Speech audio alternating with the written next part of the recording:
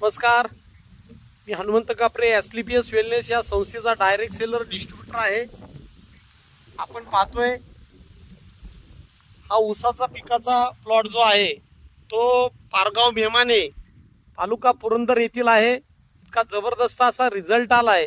तर नक्की तो रिझल्ट काय आलाय आपण इथं प्रत्यक्ष त्याचे शेतकरी आहेत राहुल मेमाने सर.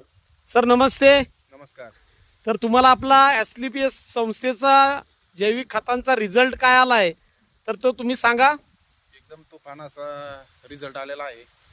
बाकी ऊसांच्या पेक्षा जर पाहिलं, शेजारी ऊस आहे तिथं बाकी शेतकऱ्यांचे, त्यांच्यापेक्षा आपला नेहमीच म्हणजे नाही का एकदम भारी ऊस आलेला आहे.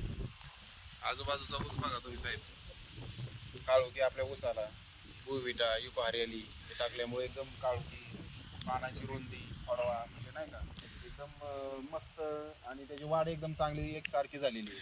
हे आपले नक्कीच तुम्ही आपल्या संस्थेचे जैविक खते आहेत भुविटा इको हरेली याचा वापर करून किती वेळा वापरले तुम्ही ते? 2 वेळा वापरला. 2 वेळा, लहानपणी एकदा आणि बांधणीच्या वेळेस एकदा वापरले. तर आपण पाहतोय त्याचे फुटवे असतील, त्याची काळुकी असेल, त्याची शायनिंग असेल, इतक्या जबरदस्त पद्धतीने आपण त्याच्या आहेत.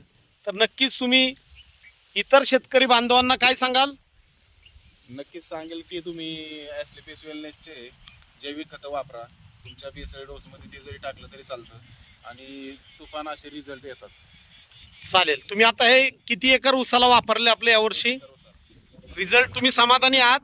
तर नक्कीच अशा पद्धतीने आपण पाहतोय इतका जबरदस्त असा रिझल्ट आलाय. तर इतर शेतकरी बांधवांनाही सांगायचे आहे की त्यांनी सुद्धा भरमसाठ होणारा रासायनिक खतांचा खर्च निम्म्याने कमी करून आपले AWPLची जैविक खते वापरा व 25-30% तुमचं उत्पन्न नक्कीच वाढेल. धन्यवाद.